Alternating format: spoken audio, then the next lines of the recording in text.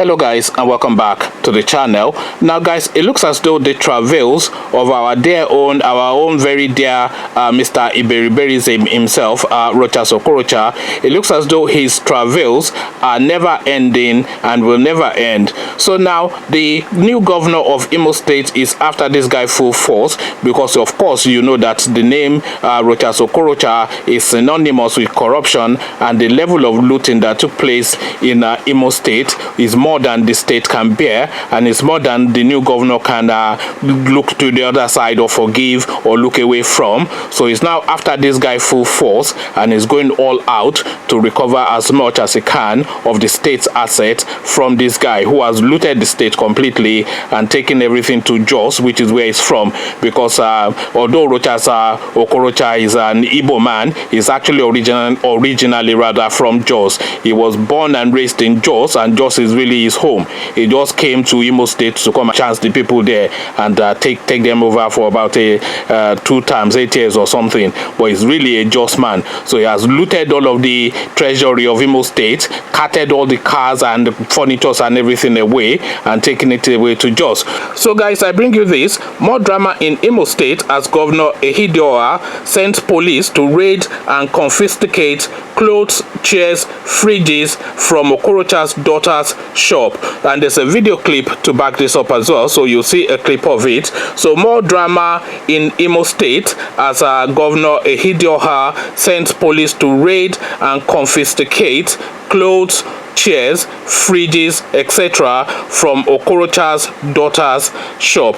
So now let's get into the body of the story. There was pandemonium on Thursday night in Owerri, the Imo State capital, when armed youths attached to the Imo State Committee on Recovery of Government Property invaded a shopping mall, House of Frida. So that House of Frida is the name of the shopping mall. I think that's a spin-off of House of Fraser. So House of Frida is what they are calling this shopping mall. So invaded a shopping mall, House of Frida, owned by the daughter of the immediate past governor of the state, in search of government property.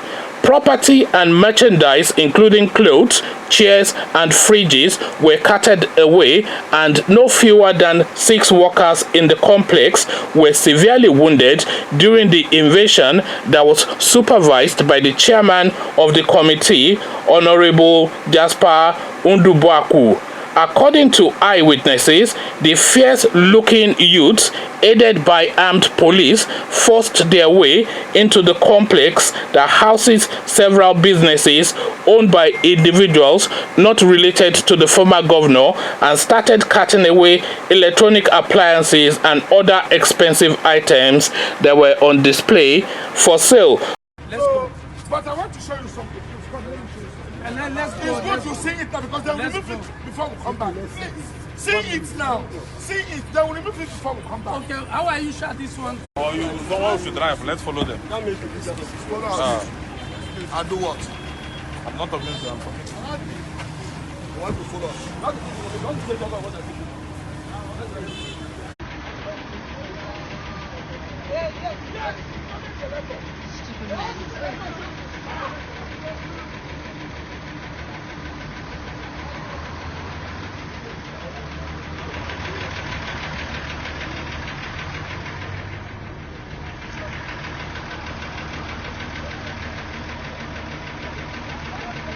So this is what is now happening in Imo State, because as I said, the level of looting that Mr. Iberiberism did in that state was too much for the now incumbent to bear. You know, they said he carted away all of the cars, he stripped away all of the furnishings, everything he just took away. He and his family and his sister, the sisters were the Minister of Enjoyment and all of these kind of people, because they've now come to consider that state estate, their own personal business, and everything was just looted.